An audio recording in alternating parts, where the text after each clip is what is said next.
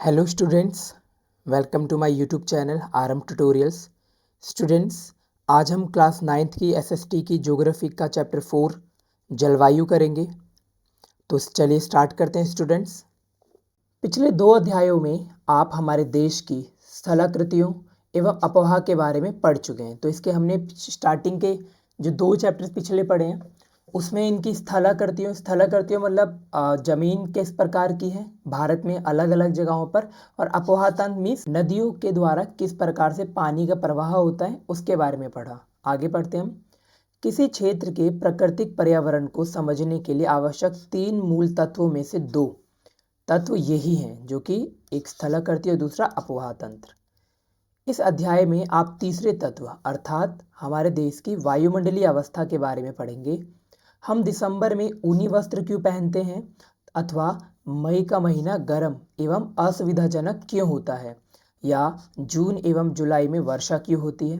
इन सभी प्रश्नों के उत्तर आप भारत की जलवायु का अध्ययन करके जान सकेंगे। तो हम इस चैप्टर में इन सारे क्वेश्चन के आंसर जानेंगे स्टूडेंट्स। आगे बढ़ते हैं। एक विशाल क्षेत्र में लंबे समय अवधि लगभग जैसे 30 वर्ष से अधिक की बात कर रखी है में मौसम की अवस्थाओं तथा विविधताओं का कुल योग ही जलवायु है। तो जलवायु स्टूडेंट यहाँ क्या बता रखा है कि किसी एक विशाल क्षेत्र में अगर लंबे समय तक एक जैसा ही मौसम रहे, अर्थात एक जैसा ही मतलब समय पर सर्दी आए गर्मी आए बरसात हो, तो वो वहाँ की जलवायु बन जाता है। मौसम एक विशेष समय में एक क्षेत्र के वायुमंडल की अवस्था को बताता है। अब वहीं मौसम क्या है, किसी विशेष समय में बता रहा है कि एक क्षेत्र के वायुमंडल की अवस्था क्या है, मतलब कहीं सर्दी हो रही है कि गर्मी हो रही है। दिन में भी ये अक्सर चेंज होता रहता है। जैसे मौसम तथा जलवायु के तत्व, जैसे यहाँ बता रखा है तापमान, वायुमंडलीय दाब, पवन, आर्द्रता तथा वर्षण एक ही होते हैं। आपने अवश्य ध्यान दिया होगा कि मौसम की अवस्था प्रायः एक दिन में कई बार बदलती है। तो स्टूडेंट, अगर मैं आपको क्लाइमेट या जलवायु और मौसम के बारे में थोड़ा अंतर बताऊं, तो जलवायु लंबे समय तक का किसी स्थान पर रहने वाली अवस्था है। वही मौसम जो है वो रोजाना चेंज होता रहता है। जैसे अगर आपको दिन में अभी गर्मी लग रही है तो शाम तक सर्दी लगने लग जाएगा, या फिर अगर अभी सुबह मौसम साफ है हो सकता है शाम को बारिश हो जाए। तो मौसम ऐसे चेंज होता रहता है, परंतु जलवायु लंबे समय तक का एक जैसी रहेगी।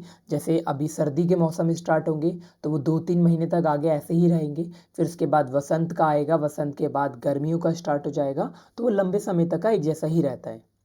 लेकिन आगे पढ़ते हैं स्टूडेंट। लेकिन फिर भी कुछ सप्ताह, महीनों तथा महीनों तक वायुमंडलीय अवस्था लगभग एक समान ही बनी रहती है। जैसे दिन गर्म या ठंडे, हवादार या शांत, आसमान बादलों से घिरा या साफ तथा आर्द्र या शुष्क हो सकते हैं। महीनों के औसत वायुमंडलीय अवस्था के आधार पर वर्ष को ग्रीष्म, शीत या वर्षा ऋतुओं में विभाजित किया जाता है।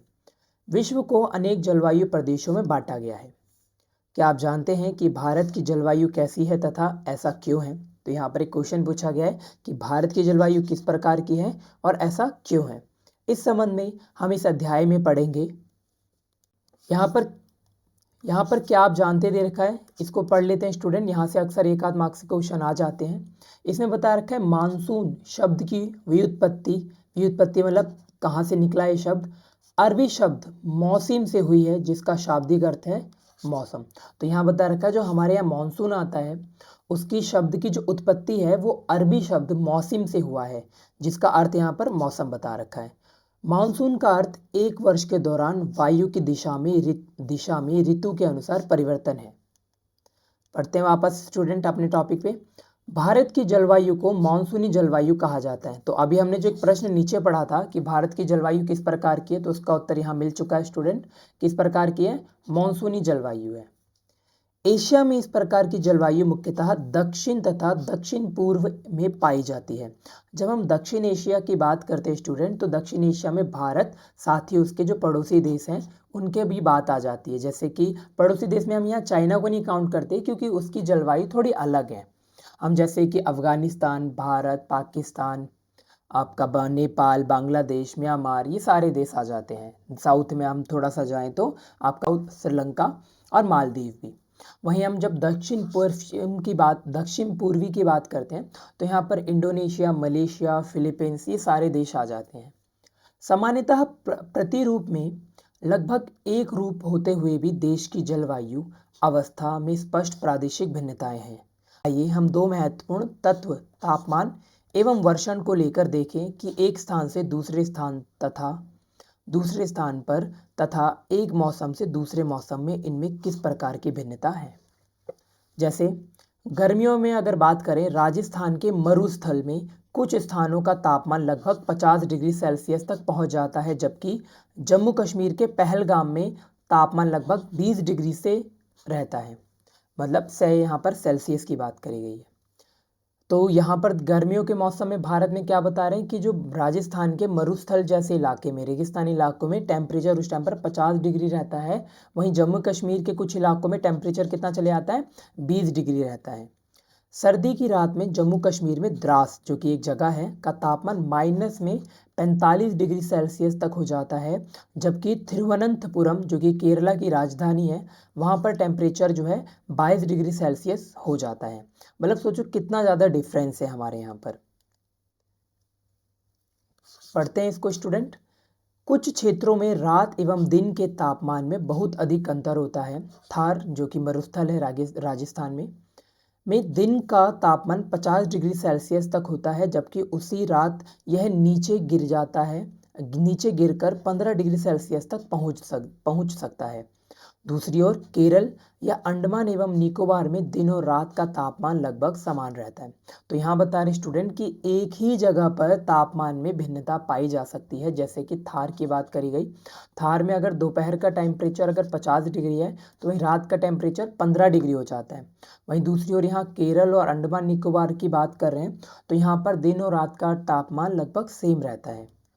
आगे बढ़ते हैं स्टूडेंट। यहाँ बता रखा है, अब वर्षण की ओर ध्यान दें। वर्षण के रूप तथा प्रकार में ही नहीं बल्कि इसकी मात्रा एवं ऋतु के अनुसार वितरण में भी भिन्नता होती है। हिमालय में वर्षण अधिकतर हिम के रूप में होता है, हिम मतलब बर्फ के रूप में होता है, तथा देश के शेष भाग में यह वर्षा के रूप में होता है। तो हिमालय की तरफ वर्षा जो है एक तरीके से बर्फ के रूप में होती है, बाकी भाग में अगर बात करें तो ये वर्षा पानी के रूप में जो नॉर्मल होती है वैसे ही होता है। वार्षिक वर्षण में भिन्नता, मेघालय में अगर हम बात करें तो 400 सेंटीमीटर से लेकर लद्दाख एवं पश्चिमी राजस्थान में ये केवल 10 सेंटीमीटर से भी कम होती है। तो आप देख सकते हो वर्षण में भी कितनी ज़्यादा भिन्नता है। जहाँ मेघालय में एक और 400 सेंटीमीटर तक बारिश हो रही है, वहीं लद्दाख और अगर हम बात करें तो पश्चिमी राजस्थान में 10 सेंटीमीटर तक होती है।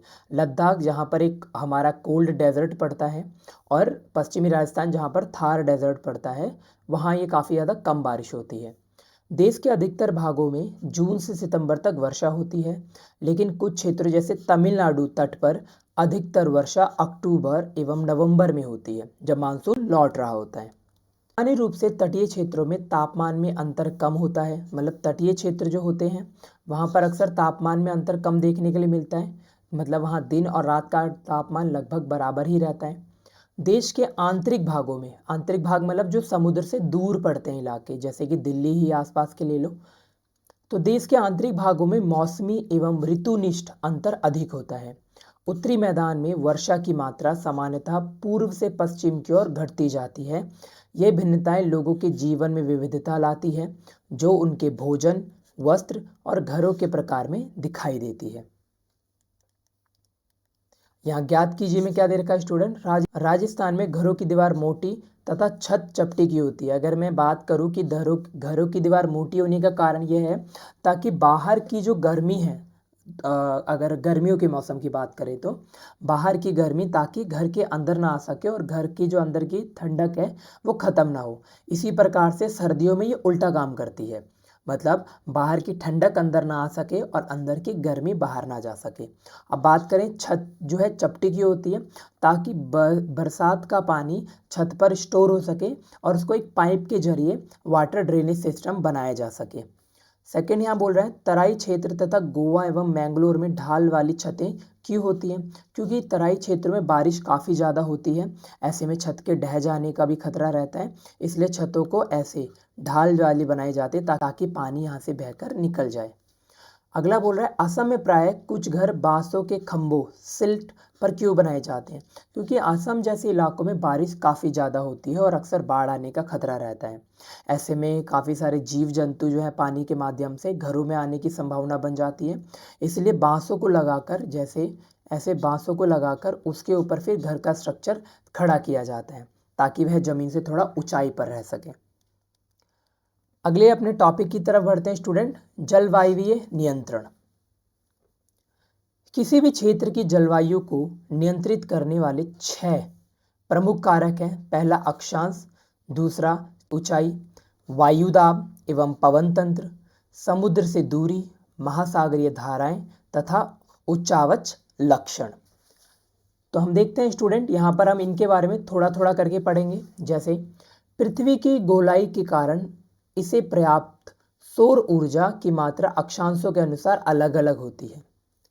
इसके परिणाम स्वरूप तापमान विषुवत वृत्त से ध्रुवों की ओर सामान्यतः घटता जाता है। तो यहाँ आप स्टूडेंट देख सकते हैं, बीच में एक रेखा खींच देते हैं, ये विषुवतीय रेखा होती है। इसके ये ऊपर उत्तरी अक्षांश और दक्षिण में दक्षिणी अक्षांश है। तो जैसे सूरज की रोशनी है मुख्यतः इस वाले पार्ट पर सबसे ज़्यादा पड़ती है। बाकी अगर हम जितना ऊपर जाएंगे या जितना दक्षिण की तरफ आएंगे ऐसे धीरे धीरे सूरज की रोशनी कम पड़ती है और इन इलाकों में अक्सर आपको ठंडक ही मिलेगी। बाकी ये जो इलाका विषुवतीय वृत्त के आसपास का इलाका है यहाँ पर अक्सर आपको गर्माहट देखने को मिलेगा। ओके स्टूडेंट, वापस अपने टॉपिक पे आते हैं। जब कोई व्यक्ति पृथ्वी की सतह से ऊंचाई की ओर जाता है तो वायुमंडल की सघनता कम होती जाती है तथा तापमान घट जाता है। अर्थात जैसे जैसे हम ऊपर की तरफ बढ़ते जाएंगे वैसे वैसे तापमान धीरे धीरे घटता जाएगा। इसलिए पहाड़ियाँ गर्मी के मौसम में भी ठंडी होती हैं और लोग हिल स्टेशन पे घूमने जाते हैं। किसी भी क्षेत्र का वायुदाब एवं पवन तंत्र उस स्थान के अक्षांश तथा ऊंचाई पर निर्भर करती है। इस प्रकार यह तापमान एवं वर्षण के वितरण को प्रभावित करता है। तो किसी क्षेत्र के वायुदाब और पवन तंत्र की वजह से क्या होता है, उसके अक्षांश के उसके तापमान और वर्षण के वितरण को प्रभावित करता है। आगे पढ़ते हैं स्टूडेंट। समुद्र का जलवायु पर समकारी प्रभाव पड़ता है। जैसे जैसे समुद्र से दूरी बढ़ती है या तापमान कम होता है जाता है एवं लोग विषम मौसमी अवस्थाओं को महसूस करते हैं। इसे महाद्वीपीय अवस्था मतलब गर्मी में बहुत अधिक गर्मी और सर्दी में बहुत अधिक ठंडा कहते हैं। तो ध्यान रखना, ये अलग से क्वेश्चन पूछा जा सकता है महाद्वीपीय अवस्था से रिलेटेड। अगला आगे बढ़ते हैं। महासागरीय धाराएं समुद्र से तट की ओर चलने वाली हवाओं के साथ तटीय क्षेत्रों की जलवायु को प्रभावित करती है। उदाहरण के लिए कोई भी तटीय क्षेत्र जहां गर्म या ठंडी धाराएं बहती हैं और वायु की दिशा समुद्र से तट की ओर हो तब वहां तट गर्म या ठंडा हो जाएगा। ओके स्टूडेंट, आगे बढ़ते हैं। यहाँ ज्ञात कीजिए लिखा हुआ है, विश्व के अधिकतर मरुस्थल उष्ण कटिबंधीय भागों में स्थित महाद्वीपों के पश्चिमी किनारे पर क्यों स्थित हैं। आगे बढ़ते हैं।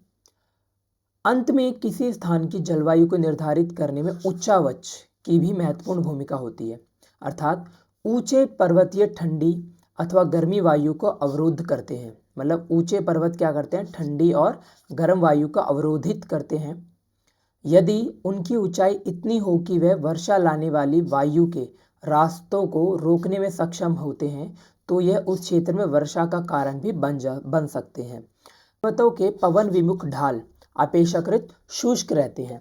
मतलब अगर ये पर्वत है तो इसके जो इस इलाके में जहाँ पर हवाएं उतनी अच्छे से नहीं जा रही होती हैं और इस इलाकों में हवाएं जा रही होती है तो ये इलाके अक्सर शुष्क रहते हैं। इसका एक उदाहरण मैं देना चाहूँगा स्टूडेंट। जैसे आप यहाँ देख सकते हैं कि ये अगर राजस्थान मान लेते हैं, राजस्थान के लगभग बीचों बीच से यहाँ से ये अरावली रेंज जो है, अरावली पर्वतमाला जा रही है। इसके मानसून की हवाएं इस तरफ से होती हुई बहती हैं और इस तरफ में जो है वो हवाएं नहीं जा पाती और ये हवाएं जो यहाँ से नहीं जा पाती इसके कारण यहाँ पर शुष्क इलाका और यहाँ पर थार डेजर्ट बन पाया है। ठीक है, ऐसे ही ज़्यादातर इलाके जिनके पश्चिमी भागों में मरुस्थल बनते हैं उसका एक प्रमुख कारण यही हो सकता है। आगे बढ़ते हैं स्टूडेंट। भारत की जलवायु को प्रभावित करने वाले कारक। इसमें सबसे पहले अक्षांश दे रखा है, तो अब इनको हम अच्छे से डिफाइन करके पढ़ते हैं। अक्षांश रेखाएं आपको पता होना चाहिए स्टूडेंट, वापस से मैं बता देता हूँ। ये एक मतलब ग्लोब है, इसकी तरफ ये जो पश्चिम से पूर्व या पूर्व से पश्चिम चलने वाली जो लाइनें हैं, ये एक इमेजिनरी लाइन है जिनको हम अक्षांश रेखाएं कहते हैं। ठीक है, तो इनको देखते हैं। कर्क वृत्त देश के मध्य भाग, पश्चिम में कच्छ के रन से लेकर पूर्व में मिजोरम से होकर गुजरती है। अगर हम भारत का मानचित्र देखें, आगे देखेंगे, तो इसके बीचों बीच से लगभग एक कर्क रेखा जाती है, जिसको इंग्लिश में ट्रॉपिक ऑफ कैंसर कहते हैं। तो ये पश्चिम में गुजरात और पूर्व में मिजोरम से होकर निकलती है। देश का लगभग आधा भाग कर्क वृत्त के दक्षिण में स्थित है, जो उष्णकटिबंधीय क्षेत्र है। कर्क वृत्त के उत्तर में स्थित शेष भाग उपोष्ण कटिबंधीय है। इसलिए भारत की जलवायु में उष्णकटिबंधीय जलवायु एवं उपोष्ण कटिबंधीय जलवायु दोनों की विशेषताएं मिलती हैं।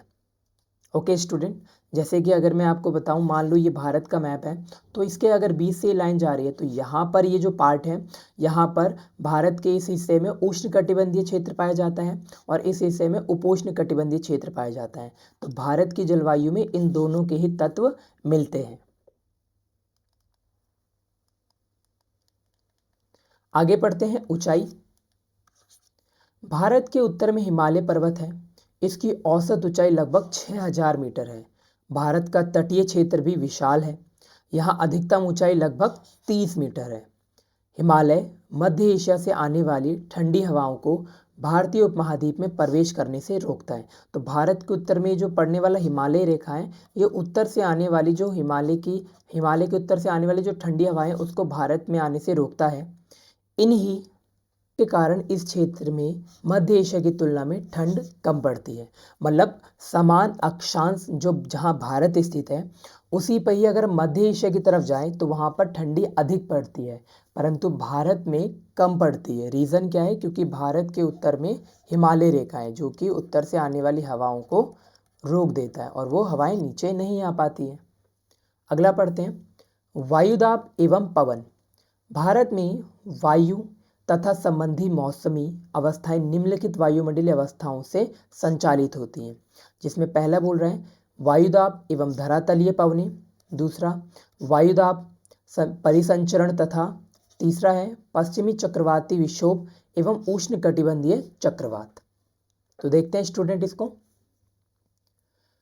भारत उत्तर पूर्वी व्यापारिक पवनें ट्रेड विंड्स वाले क्षेत्र में स्थित है।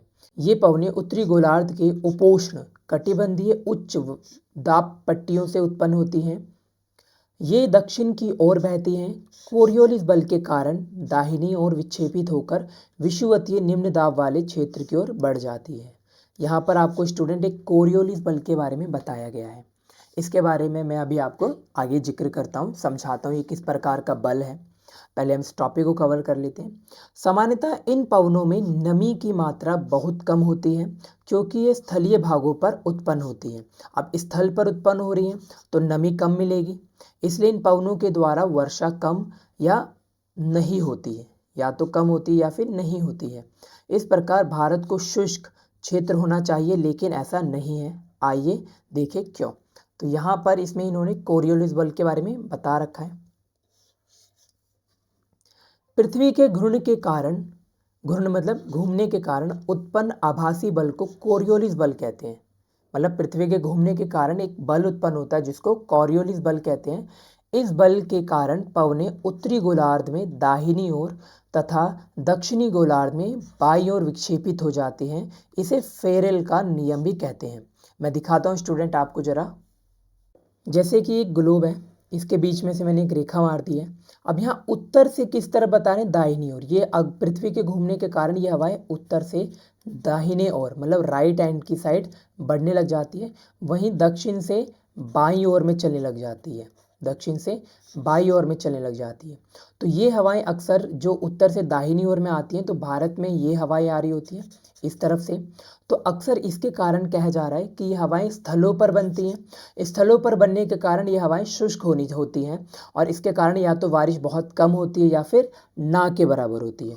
तो भारत में भी ऐसा ही होना चाहिए था, परंतु भारत में ऐसा नहीं है। भारत में अच्छी खासी होती है। इसका रीज़न देखते हैं हम स्टूडेंट। भारत की वायुदाब एवं पवन तंत्र अद्वितीय है, मतलब काफ़ी अनोखा है। शीत ऋतु में हिमालय के उत्तर में उच्च दाब होता है। इस क्षेत्र में ठंडी शुष्क हवाएं दक्षिण में निम्न दाब वाले महासागरीय क्षेत्र की ओर बहती है। वहीं ग्रीष्म ऋतु में आंतरिक एशिया एवं उत्तरी पूर्वी भारत के ऊपर निम्न दाब का क्षेत्र उत्पन्न हो जाता है।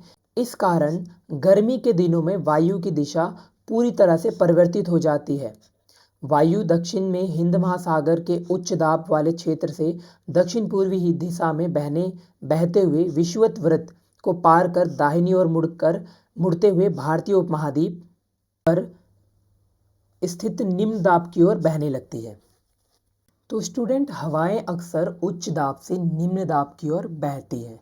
तो इसी प्रकार से जब भारत के उत्तरी इलाकों में निम्न वायुदाब बनता है तो दक्षिण से हिंद महासागर की तरफ से हवाएं जो है तेजी से उत्तर की तरफ आती हैं, जो कि मानसून हवा के रूप में आती है। उस टाइम पर काफ़ी ज़्यादा बारिश भी कराती है।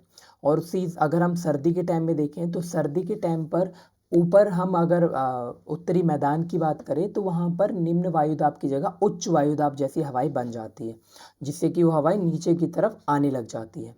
ठीक है, इन्हें दक्षिण पश्चिमी मानसून पवनों के नाम से जाना जाता है। तो अभी जो मैंने बताया कि जब भारत में निम्न वायुदाब उत्तर की ओर बनता है यहाँ पर, तो यहाँ नीचे से हवाएं ऊपर की ओर आने लग जाती हैं, जो कि निम्न वायुदाब बनने के कारण उत्पन्न होता है। और यही दक्षिण पश्चिमी हवाएं इसके कारण ही आती है।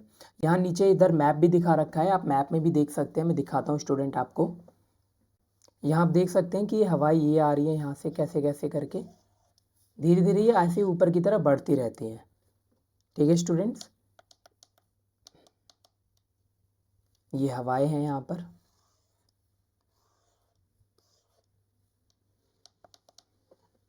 अगला टॉपिक है स्टूडेंट ऋतुएं।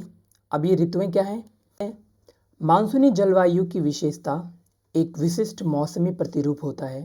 एक ऋतु से दूसरे ऋतु में मौसम की अवस्थाओं में बहुत अधिक परिवर्तन होता है। विशेषकर देश के आंतरिक भागों में ये परिवर्तन अधिक मात्रा में परिलक्षित होता है। परिलक्षित का मतलब होता है कि नज़र आता है, मतलब हमें वो इलाके जो समुद्र से दूर भी पर स्थित हैं वहाँ पर ऋतुओं के बारे में ज़्यादा समझ में आता है, क्योंकि वहाँ पर इसको फील किया जा सकता है। जैसे सर्दी हो गया या गर्मी, क्योंकि अगर तटीय इलाकों की बात करें वहाँ तापमान लगभग साल भर एक जैसा ही रहता है, बहुत कम ही अंतर देखने के लिए मिलता है। तो वहाँ पर उनका इतने जल्दी अंदाज़ा लगाना पॉसिबल नहीं है।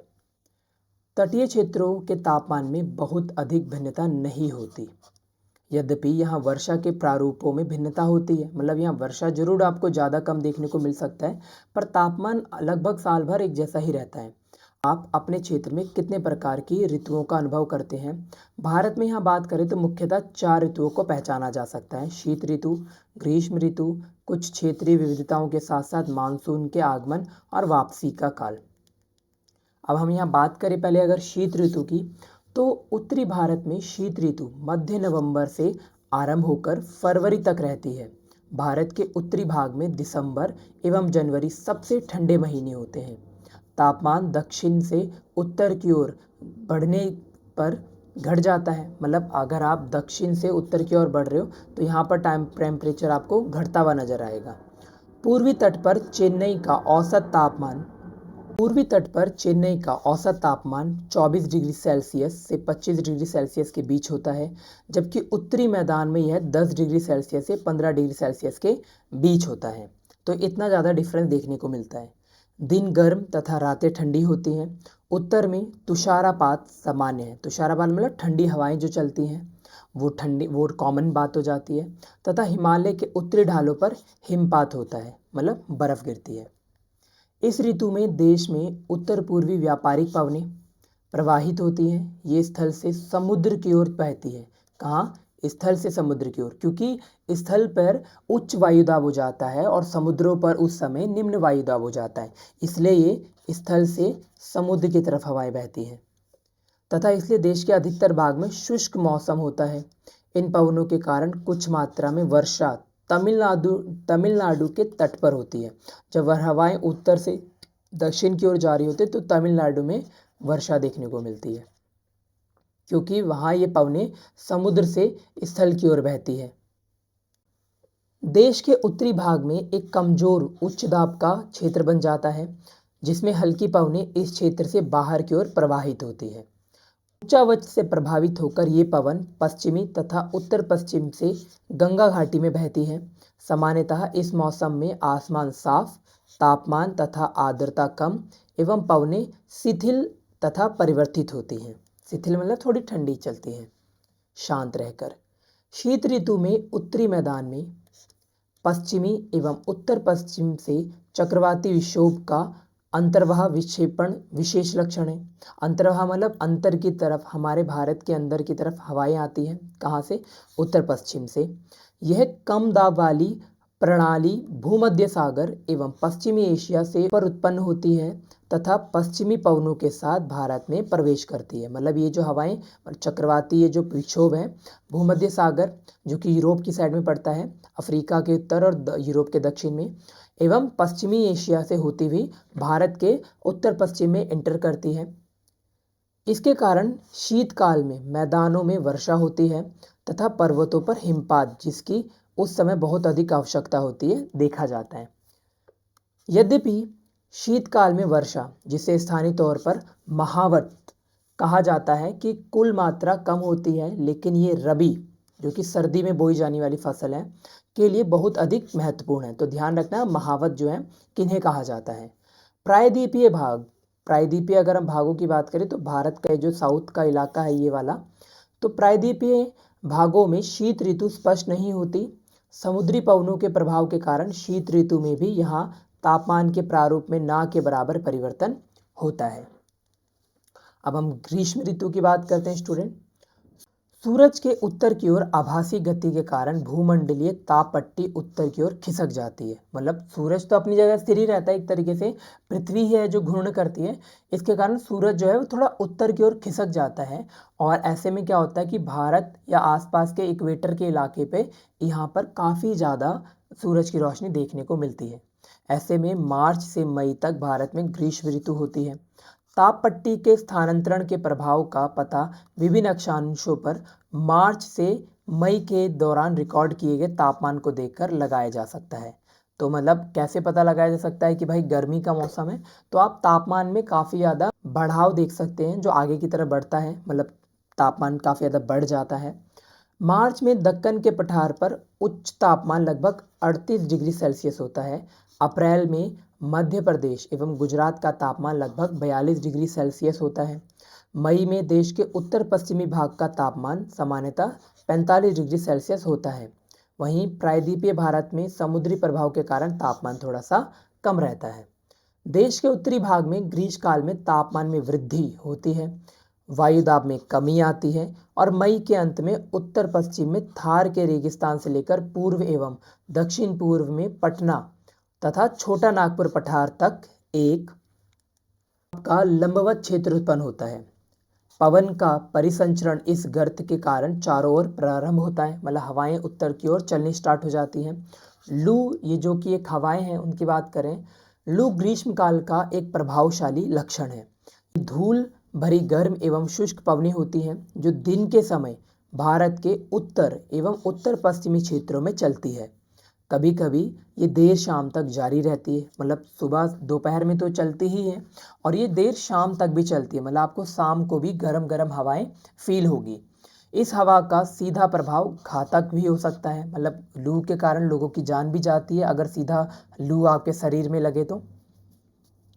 उत्तरी भारत में मई महीने के दौरान सामान्यतः धूल भरी आंधियाँ आती हैं। ये आंधियाँ अस्थायी रूप से आराम पहुँचाती हैं क्योंकि ये तापमान को कम कर देती हैं तथा अपने साथ ठंडे समीर एवं हल्की वर्षा लाती है। इस मौसम में कभी कभी तीव्र हवाओं के साथ गरज वाली मूसलाधार वर्षा भी होती है। इसके साथ प्रायः हिमवृष्टि भी होती है, मतलब ओले भी गिरते हैं। वैसाख के महीने में होने के कारण पश्चिम बंगाल में इसे काल वैसाखी कहा जाता है। मतलब भारत के जो उत्तरी भाग में चलने वाली हवाएं लू हैं, वहीं पश्चिम बंगाल में इसको काल वैसाखी हवाएं कहा जा रही होती है। ग्रीष्म ऋतु के अंत में कर्नाटक एवं केरल में प्रायः पूर्व मानसूनी वर्षा होती है। पूर्व मतलब मानसून होने से पहले जो कुछ वर्षा होती है उसको पूर्व मानसूनी वर्षा कह रहे हैं। इसके कारण आम जल्दी पक जाते हैं तथा प्रायः इसे आम्र वर्षा भी कहा जाता है। तो यहाँ पर तीन मुख्य हवाओं के बारे में बात करी गई है, एक लू, दूसरा काल वैसाखी और एक आम्र वर्षा। इससे संबंधित एग्जाम में क्वेश्चन देखने को जरूर मिलते हैं स्टूडेंट। तो आप इन तीनों को लिखकर इनकी डेफिनेशंस, इनकी विशेषताएं क्या हैं, इनको जरूर लिख लेना। आगे अगला पॉइंट स्टूडेंट वर्षा ऋतु या मानसून का आगमन है। पर स्टूडेंट इस टॉपिक को हम इस चैप्टर की अगले पार्ट्स में कवर करेंगे। तब तक जुड़े रहिए आरएम ट्यूटोरियल के साथ। Thanks for watching my videos.